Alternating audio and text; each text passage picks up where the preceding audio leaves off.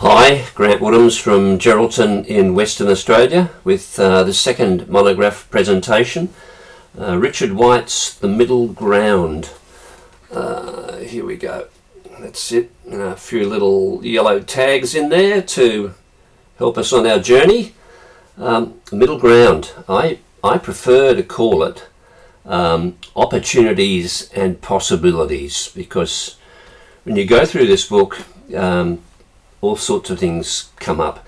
This happens to be the 20th anniversary edition.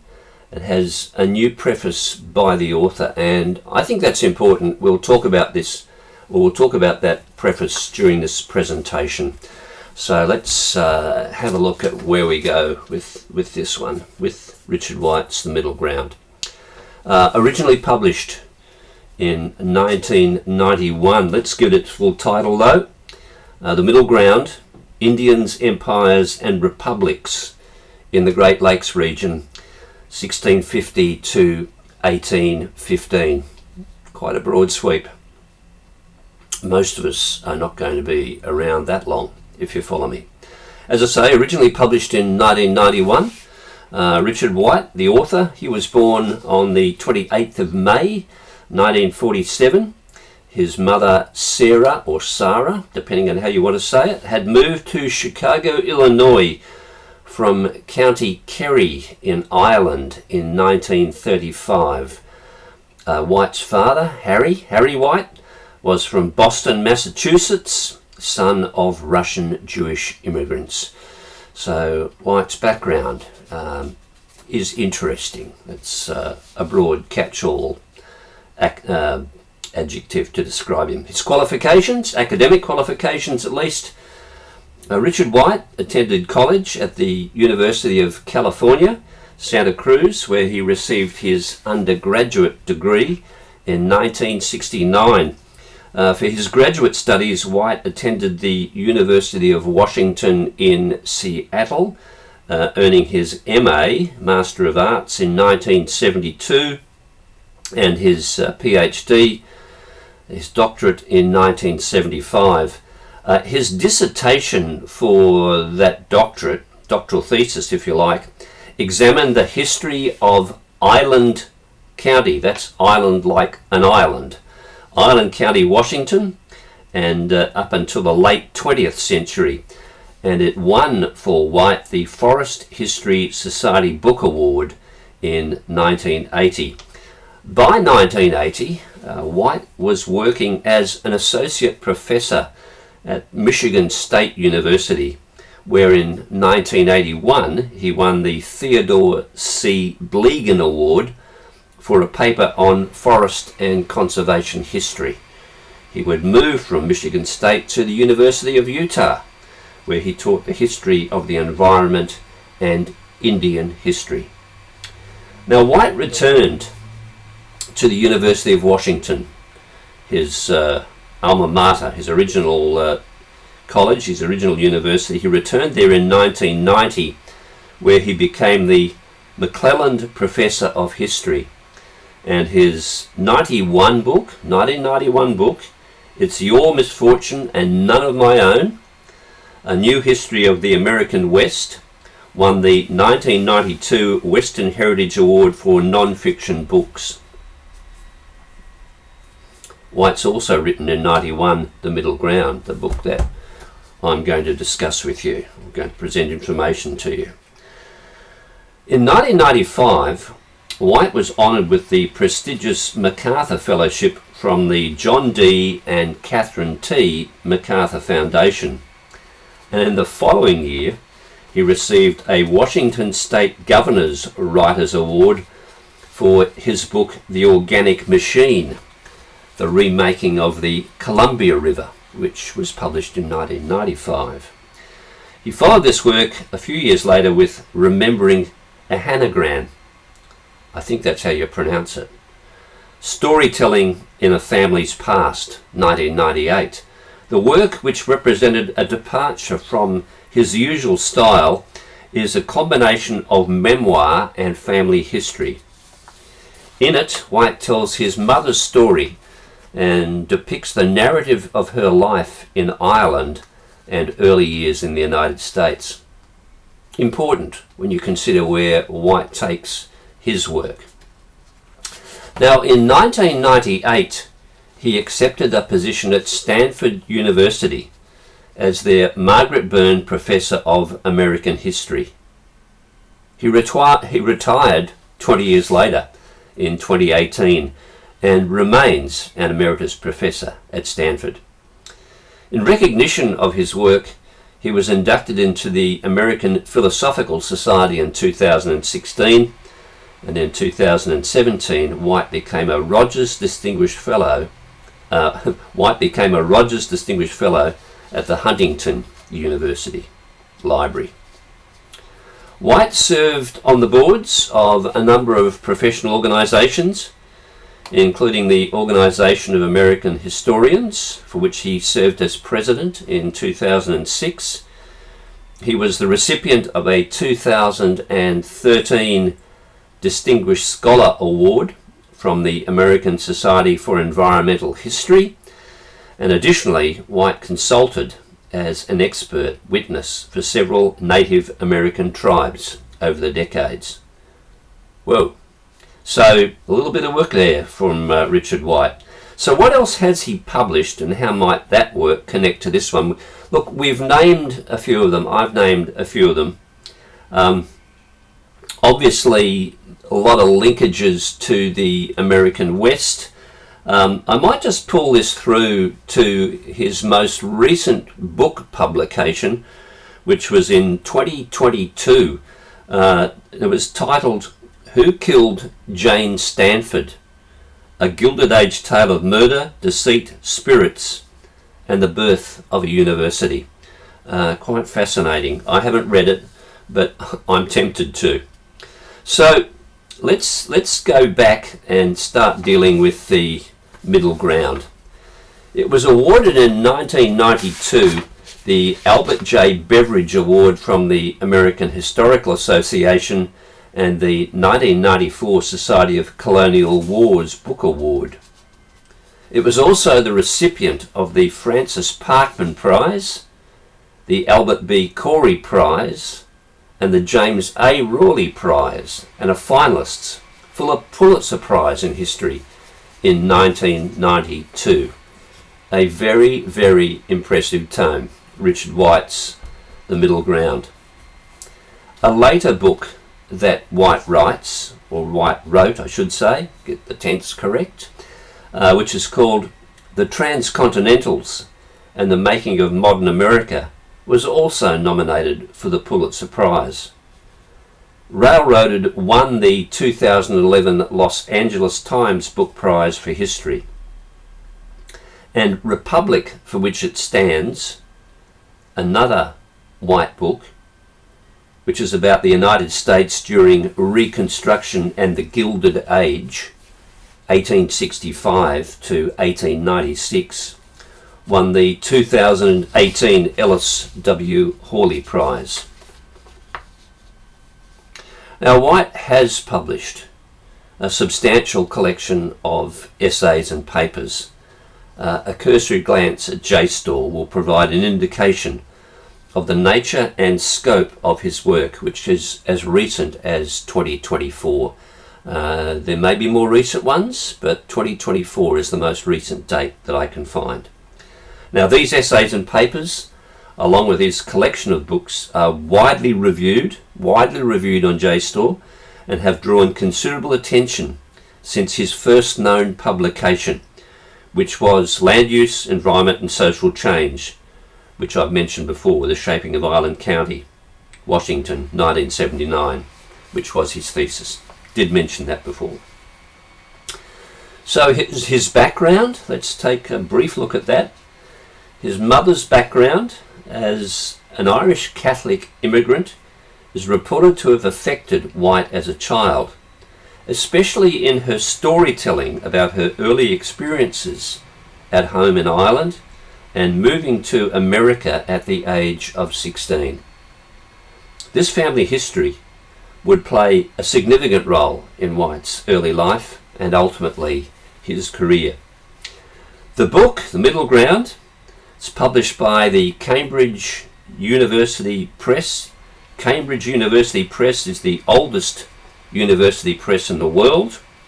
It originated from letters patent granted to the University of Cambridge by Henry VIII, V111, in 1534.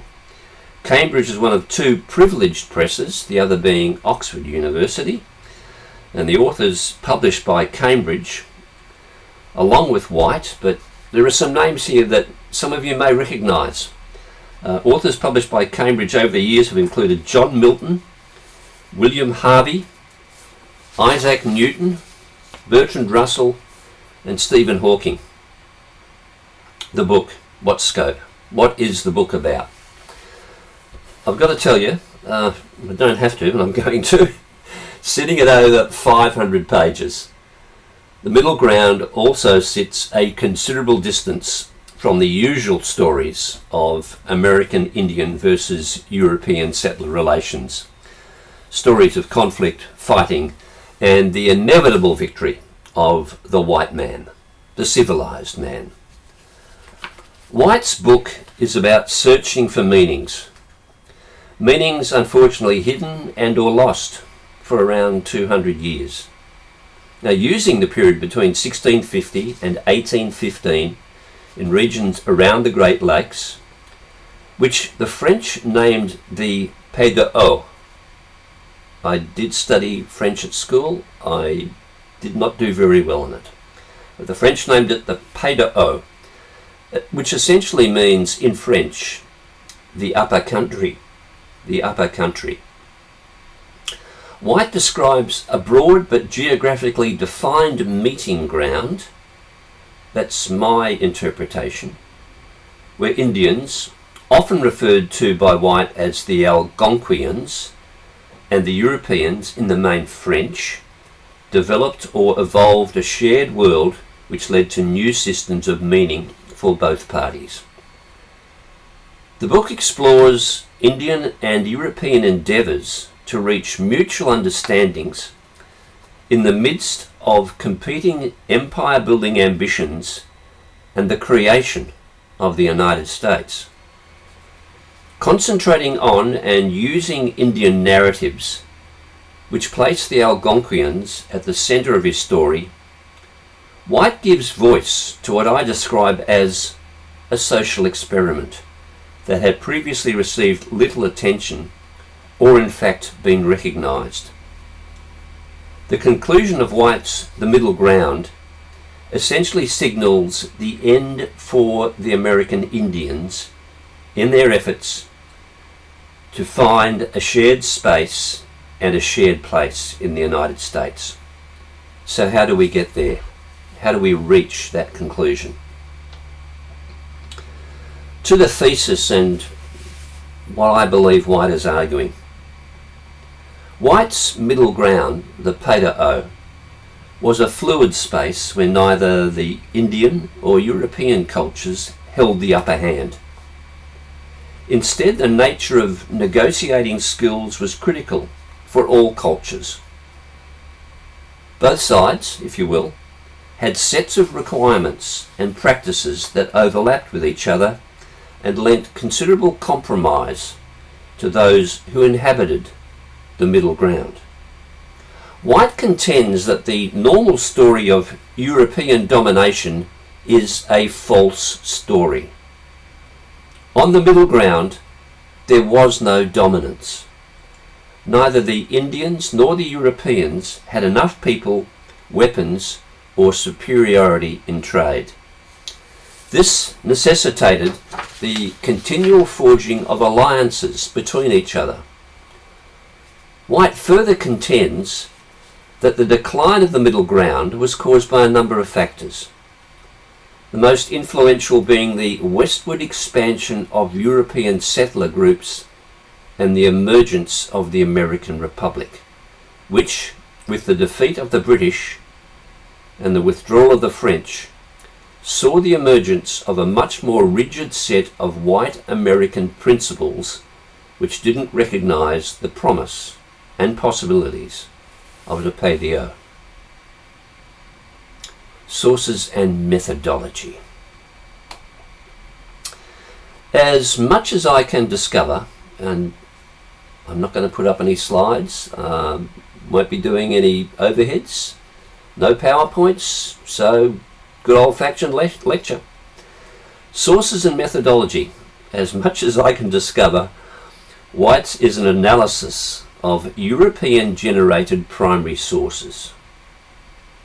He uses these both to reconstruct Indian perspectives in the Great Lakes region, the Peda-O, while at the same time presenting the then prevailing European point of view, not representing it, but presenting it. In the general absence of written Indigenous records, White relies on missionary reports from French Jesuits, plus correspondence from over 2 centuries, which recorded interactions between Jesuits and the Algonquian-speaking peoples. White also uses British colonial records, which reflects correspondence from fur trade officials as well as military officers, which indicate strategies and negotiations from a British perspective. In addition to these foundational methods, White includes Indian oral traditions, which he has accessed from ethnographers and anthropologists, which recorded, or who recorded, Algonquian narratives. He also uses archaeology and linguistics to reconstruct the middle ground. This interdisciplinary approach allows White to present the Peda-O as an evolving process, a place of cultural evolution where in some senses participants on the middle ground quite literally bred from the need to survive and have friends and family. An alliance building activity. To his historical research, White adds, as mentioned, anthropology, economics, ethnohistories, and post-colonial interrogations. So, how is the book organised? Fairly standard, if you like, preface, chapters. But the preface, let's talk about the preface, because I think it's important. So, the preface in this book is in fact the preface to this one, published in 2011. This is the one published in 2011. White reflects in this preface on the journey of the book over the 20 years since it was first published in 1991. And there are 2 pieces that stand out for me in this preface. I haven't read the original preface. I haven't seen it. Perhaps it is on YouTube, perhaps it's on JSTOR, but the only prefaces I've been able to discover to this point is the preface to the 2nd edition. So I haven't read the original one. Forgive me. But there are 2 pieces in this preface that I think are insightful. I'd like to share them with you. And this is a direct quote from White. Can the peoples of 2 different cultures understand each other to a degree that they can accommodate their differences? That's the first one. The second is that the Indian peoples in the Peda-O were modern, a people of history whom events had forced to charter a new and dangerous route into the future. They were not captured and imprisoned in some state beyond history. I think that's very telling. So chapter 1, White begins with his tale with the chaos that followed the many strikes of the Iroquois hammer. You will read of the Iroquois hammer quite often in the middle ground. And with the Iroquois hammer, how the resulting displacement of ethnically diverse refugees first enabled the conditions that would make the middle ground possible. So let's take a look at some of these chapters, and I'm going to just quote a few things to you. The first one is from White's introduction. Here we go. This was a world, the Pedro, this was a world created in the midst of great and far-reaching challenges. To readers it may seem a world in perpetual crisis.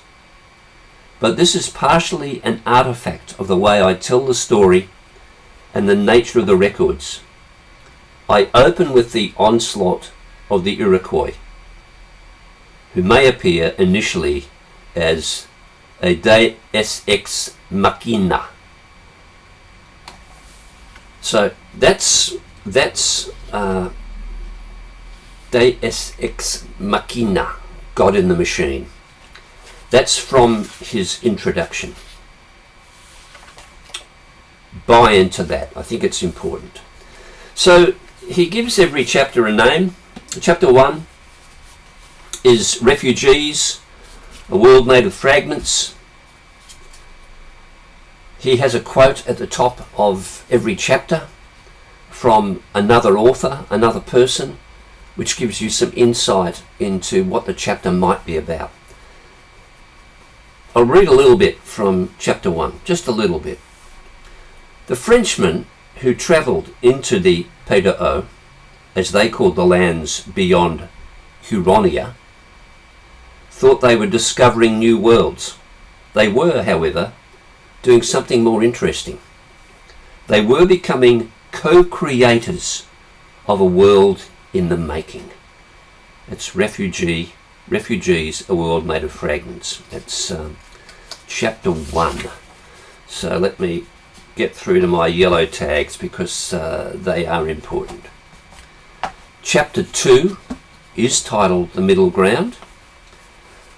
Because the French and Algonquians were trading partners and allies, the boundaries of the Algonquian and French worlds melted at the edges and merged.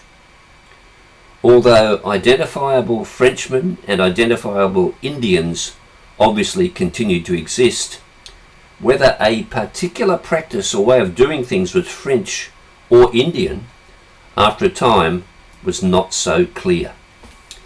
So we start to establish this mixture of peoples, of refugees, both Europeans and different Indian tribes, different Indian groups, who White gives the general term of Algonquians to. So we are in the Atlantic world. We are in the Atlantic world. Chapter 3, the fur trade. And the fur trade is an essential component of the middle ground. Now, no matter how the Algonquians conceived of exchange, they had indeed become part of a world market that then stretched across the Atlantic to Europe.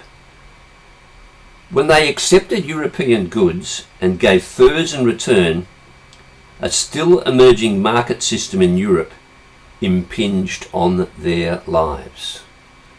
They're in the Atlantic world. I will do believe White's book is absolutely part of the Atlantic world. Now there's a map that White uses to describe the middle ground. I'll hold it up for you. I don't know if I'm really not very coordinated doing these things, and I do know my left from my right sometimes, and I don't expect you to have made any sense, heads or tails, of that map. You might have identified the Great Lakes, but you wouldn't have been able to drill down or focus, if you like, on some of the names of the communities that existed when this map was put together. One of my criticisms of the middle world, or the middle ground rather, is it absolutely lacks a good map, and good maps really help people tell stories, and I think Richard White's done himself a disservice with the maps that he has. The descriptions are brilliant. The work is brilliant. But the map, boy, I went back onto the internet and chased other ones down because they were far superior and pieced it together myself. But I guess if there's a 30th, we gone past the 30th anniversary? Yeah, we have. So maybe if there's another anniversary edition of The Middle Ground, and Richard White's still around, or someone can put a better map in there for him, I think it'd be doing him a big service. I'm going to skip now to chapter 8. I don't want to stick with every chapter. Don't want to bog you down. What am I doing? I'm already up to 25. Okay. The British Alliance is the 8th chapter and 11 chapters. So let's take a look at this. Everything is changing. So we do move through chronologically in the middle ground. We're not jumping back and forward.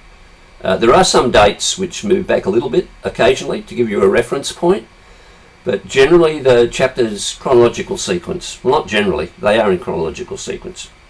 So the British Alliance.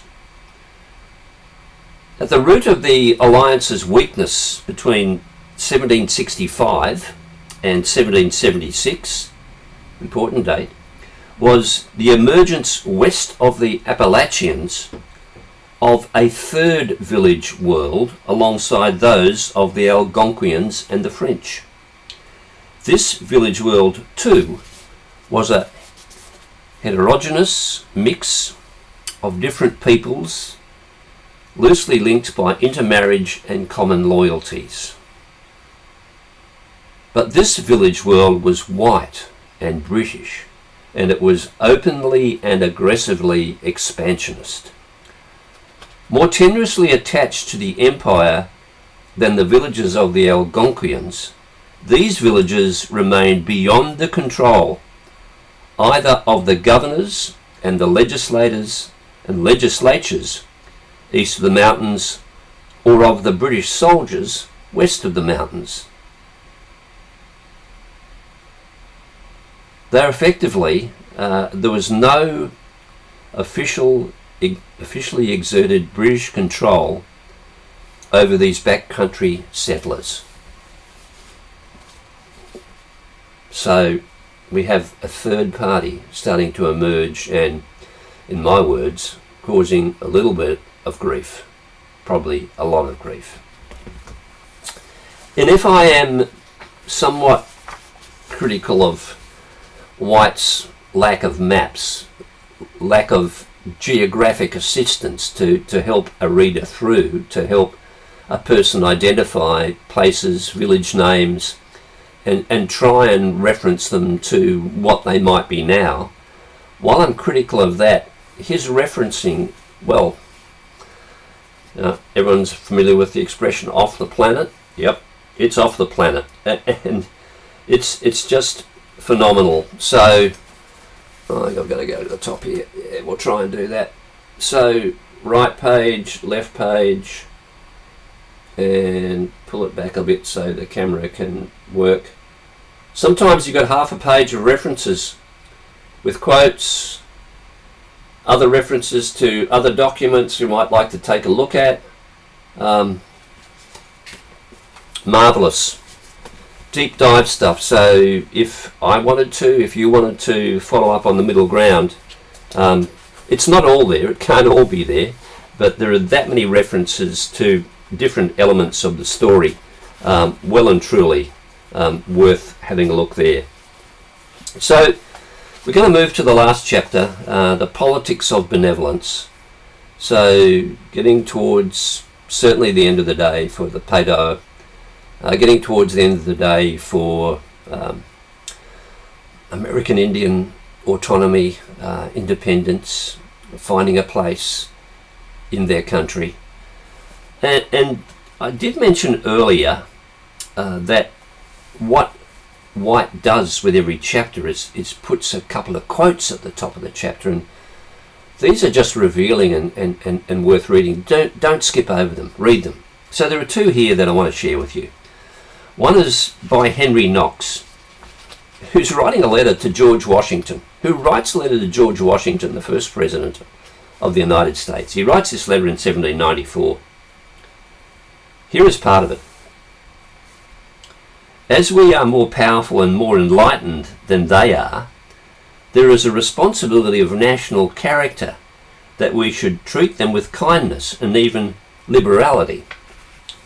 It is a melancholy reflection that our moods of population, it is a melancholy reflection that our modes of population have been more destructive to the Indian natives than the conduct of the conquerors of Mexico and Peru.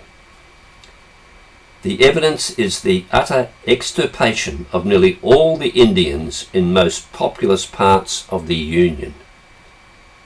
A future historian may mark the causes of this destruction of the human race in sable colours. Henry Knox to George Washington, President of the United States, December 29th, 1794. And a smaller quote from Bernard Sheehan's work, The Seeds of Extinction. Sheehan's quote, "Ultimately, the white man's sympathy was more deadly than his animosity. Philanthropy had in mind the disappearance of an entire race." Politics of Benevolence, from the Middle Ground. Let's get to the end because there is an epilogue, and I just kept on reading the last paragraph of the epilogue time and time again because something very touching about it. So epilogue, Assimilation and Otherness, is a very short few pages. But let's start. This is the last paragraph. I'm not going to read the whole thing to you. Once there had been a complicated world that could be both dreamscape and landscape, that contained both masters of the game and the fur trade, prophets and missionaries, villages like Detroit and villages like Tippecanoe. This world, pulled forward by Europeans and Indians in tandem, vanished from most of what had been the Pei-da-o. The middle ground itself withered and died. The Americans arrived and dictated.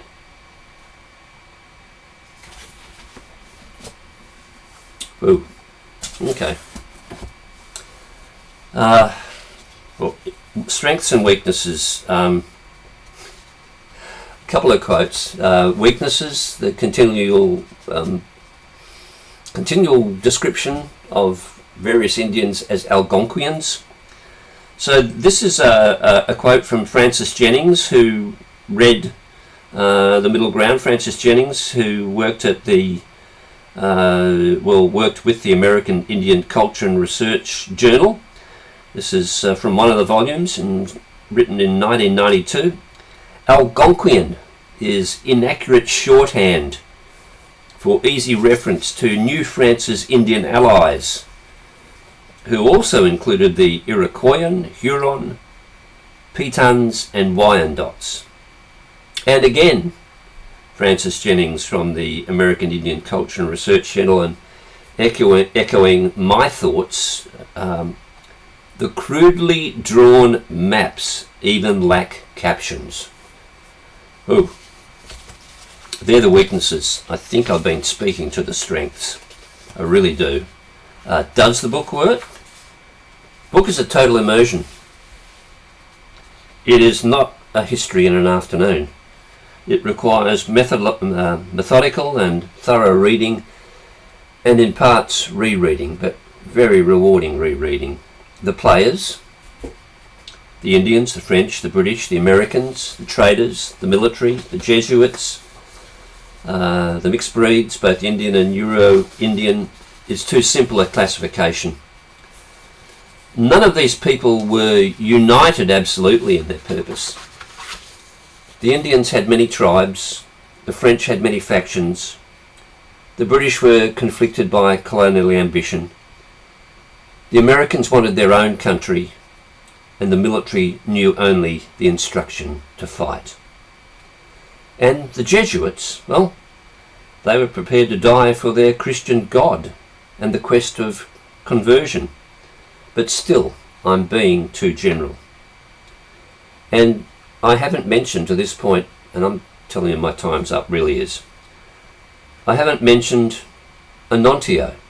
I should, but I'll leave it there. Now, I often found it hard to tie the elements of the middle ground together, to situate what was happening at any given time and then with some understanding move forward. A bit like the folk in the middle ground, I imagine.